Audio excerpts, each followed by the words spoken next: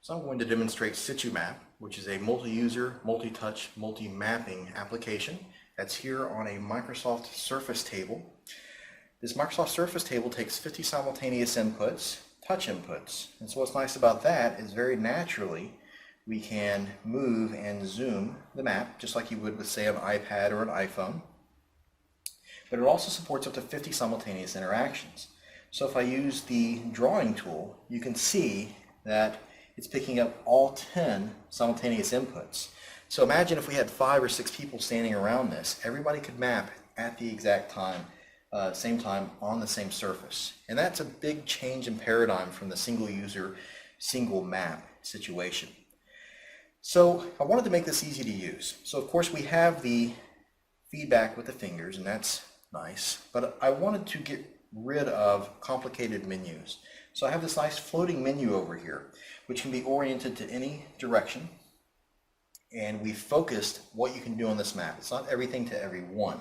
It's focused for high-level decision makers to get their knowledge onto the map. And so at a very basic level, we have the drawing menu.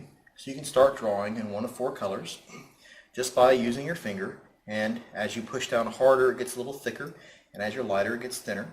And so you can do very natural drawing on the map, and it's even accurate enough to where you can even write with your finger. And of course, changing the color is as simple as pressing a button. We also have a natural eraser, so you can erase with your finger if you want to have fine control, or you can just use, say, your fist or your hand to get rid of everything. So again, we're trying to keep it natural, and we're trying to minimize the amount of training required to use something like this. Next up is our add polygon. And so just like the drawing, it'll just follow the finger, and you can draw complex shapes like that. And this could be useful to say, you know what, I want ambulances to go here, and I want fire trucks to go here. We have 2 different colors. So in addition to drawing shapes, we can also do asset management.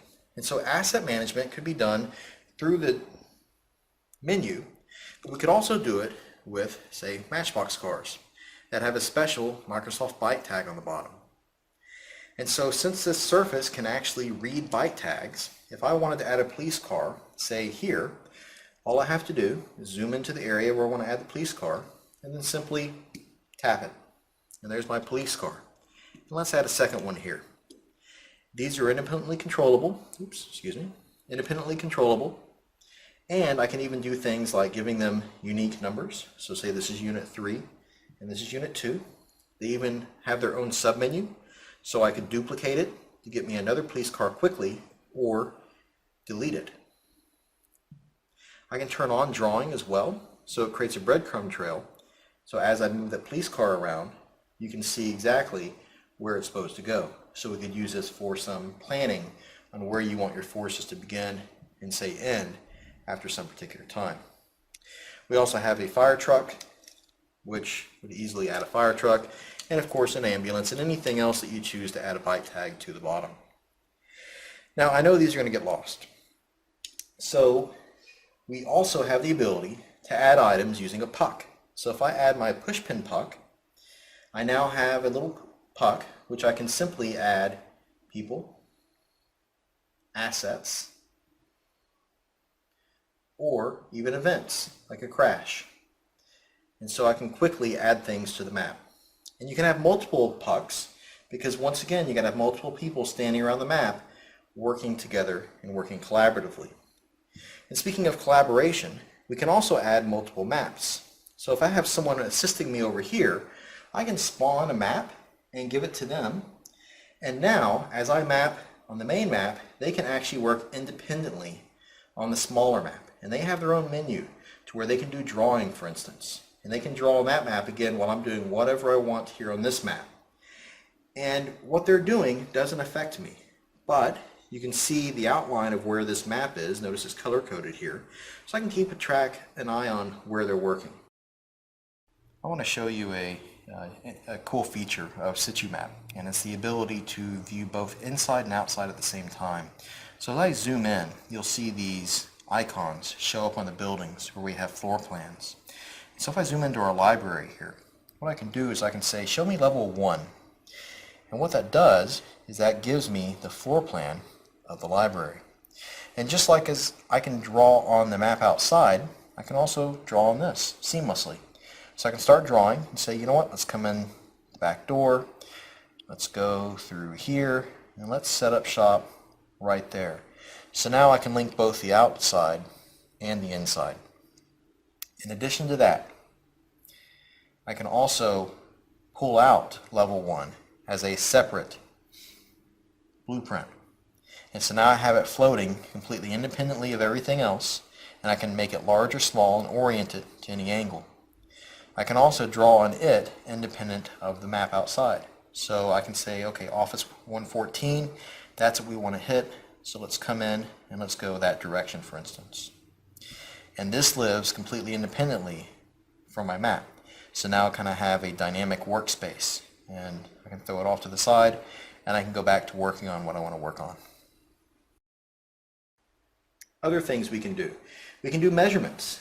So let's say I need to figure out how wide this parking lot is. Well, just a touch of a button, and drag a line, and it tells me it's 464 feet. Or I could even do area. So let's say I need 2 acres to set up a field hospital. This one's 3 acres. This is plenty large. I can add text to the map. So I can attach it fairly easily by using the on-screen keyboard. So I can say hospital. And that attaches it to the map, and of course it scales, so as I zoom out, the text gets smaller.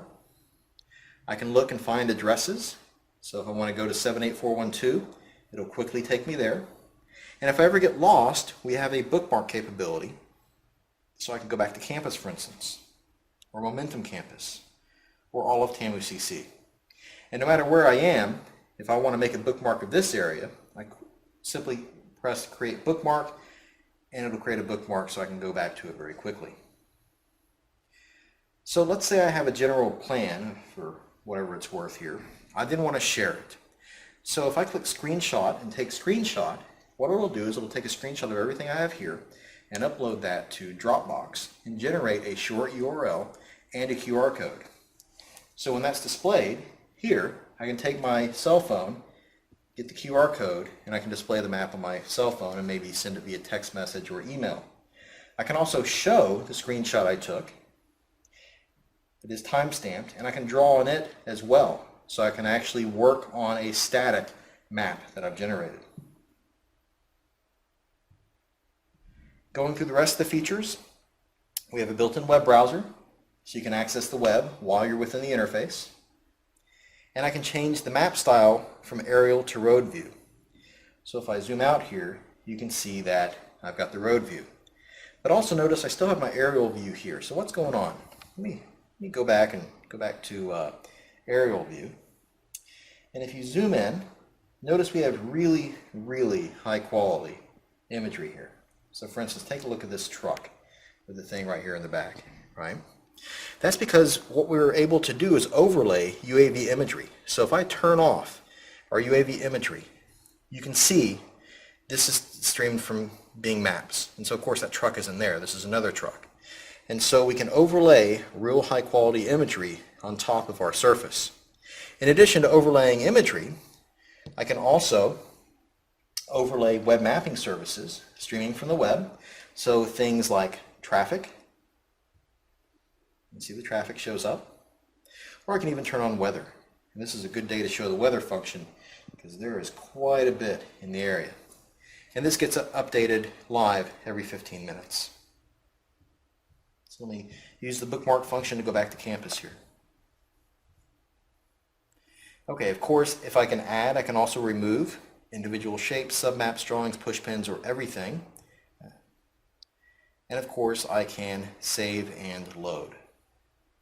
And last but not least, we have easy to use help